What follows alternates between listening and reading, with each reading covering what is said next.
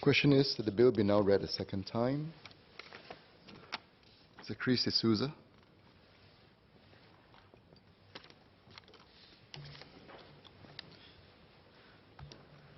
Sir, the Fire Safety Act seeks to minimize fire hazards. Fire has the potential to harm many more people in addition to the one who started it. Persons in the adjacent unit to where the fire started may also have their property affected and their lives threatened. The blocking of the fire escape passageways affects the people who use that passageway, not just the family in front of which the items are placed. Fire safety is a team effort, and this bill strengthens that resolve. It does so in several ways. One, it strengthens the enforcement powers. New sections 12A and 12B in clause 9 makes specified fire hazards a direct offence instead of needing a notice to be issued as a preamble to an offence. This means that people cannot take for granted that they will be served a notice to comply before getting charged with an offence. There is also increased punishment if a person continues to contravene the Act. For example, the new Section 2, subsection 4, as amended by Clause 2J of the bill, makes it a continual non-compliance with the Act a separate offence. The new Section 20A 3B in Clause 10 also provides for an enhanced sentence for a continuing offence for non-compliance with an order to install fire safety measures. These measures increase the cost of non-compliance, ensuring that it is not more cost-effective to commit an offence than to comply with an order. Clause 10 of the bill allows the SCDF to issue notices to building owners to provide or install fire safety measures, even if they are not going through renovations, if they are of the view that it is necessary for public safety. If old building structures are required to comply with the new safety code, the measures are potentially extremely onerous, especially if a renovation was not planned.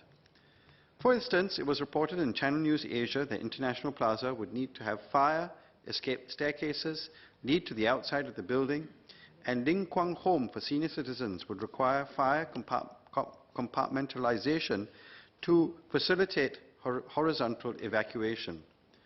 Would the Minister elaborate on how the measures will be tailored to the need of the safety of the public in those buildings, and how the owners will be assisted in complying with the measures imposed?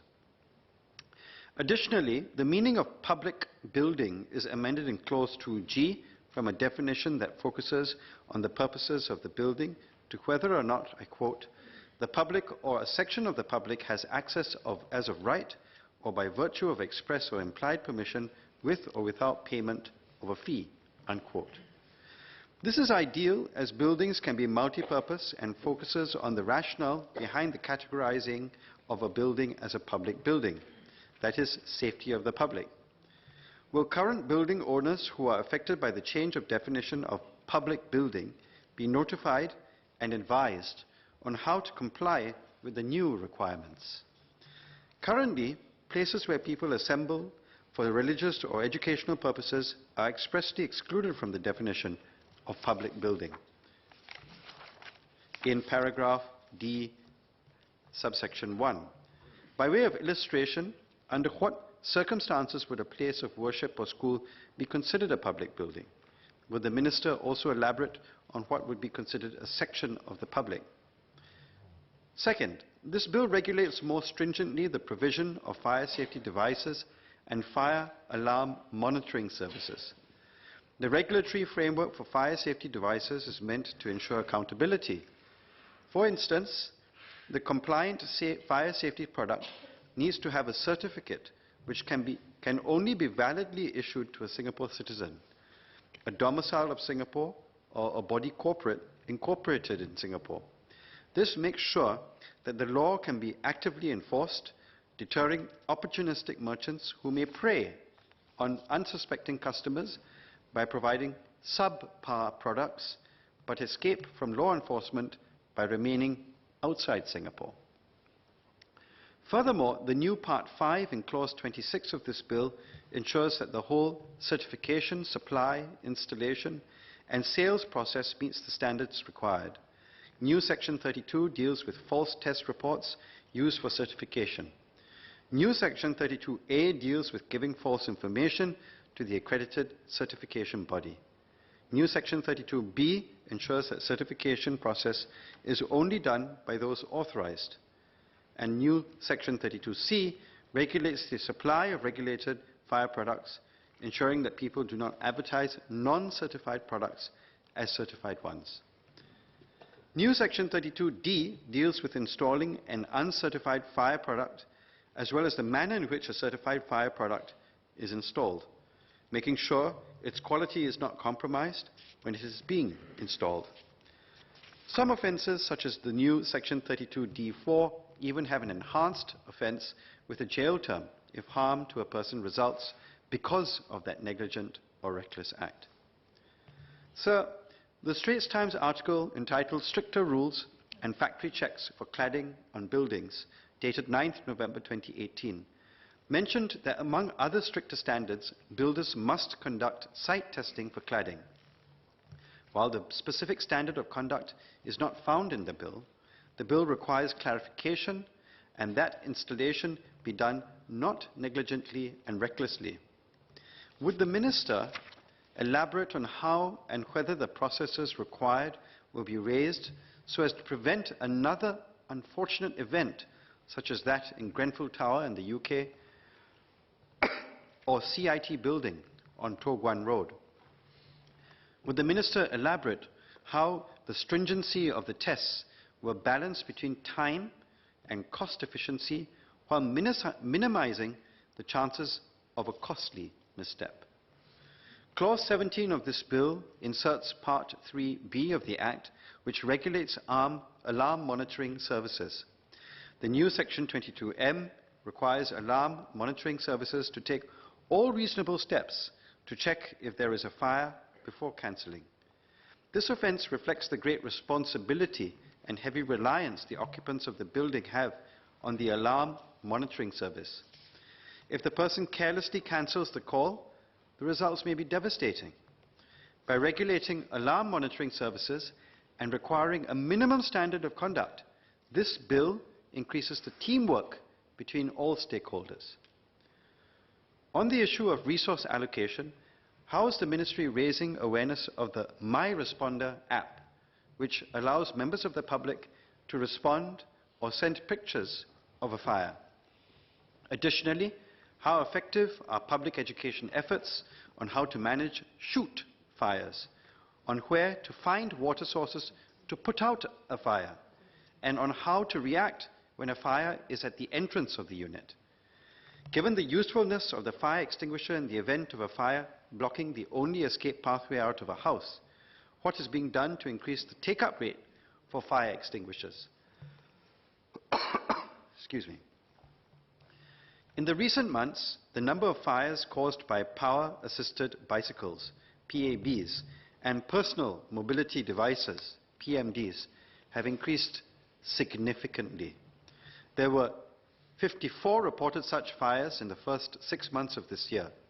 That is equivalent to about 73% of the total number of cases last year, and more than the total number of such cases in 2017. These fires, at least in residential premises, seem to have increased severity. 31 people were injured in 36 fires versus 11 people in 23 fires in the beginning of last year. These numbers do not include the fires in July that were also caused by PABs or PMDs based on investigations or preliminary investigations. 3rd July in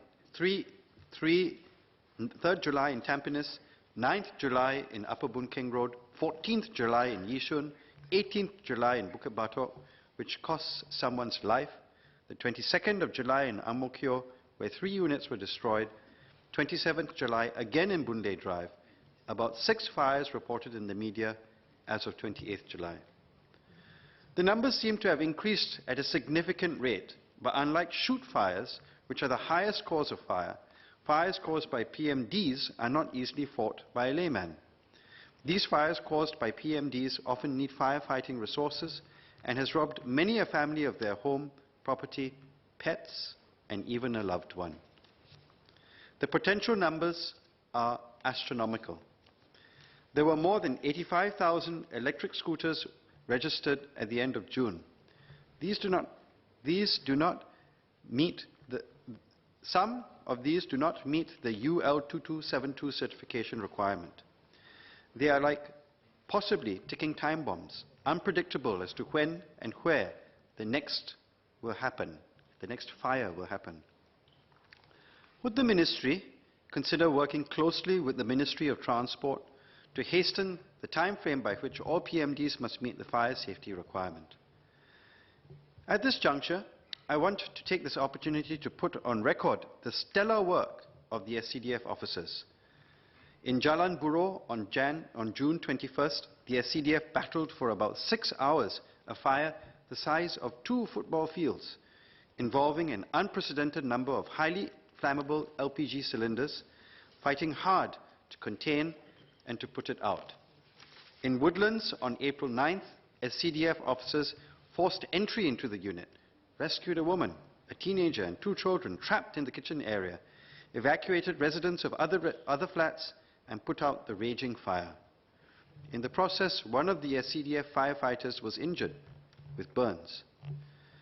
In the fire in Ang Mo Kio on July 22nd, the SCDF rescued from the burning flat a mother and her young children who were huddled in a room, too afraid to get out after hearing the explosion of the PMD.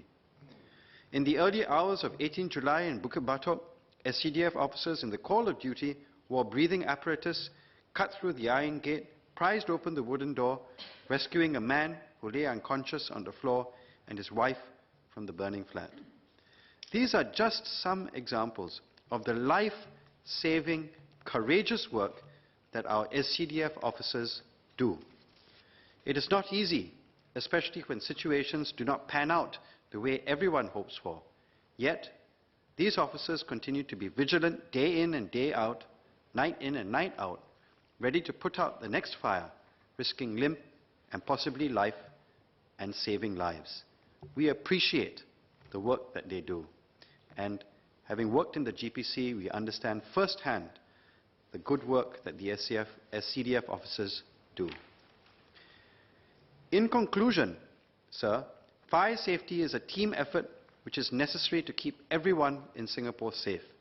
It involves the people who design the building, the builders, and those who install fire safety devices, those who distribute and manufacture the fire safety devices, those who provide alarm monitoring services, tenants who place items in the passageway or engage in activities that potentially create an unreasonable fire hazard.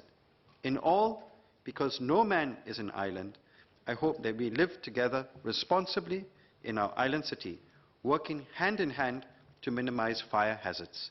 And therefore, sir, I support the bill.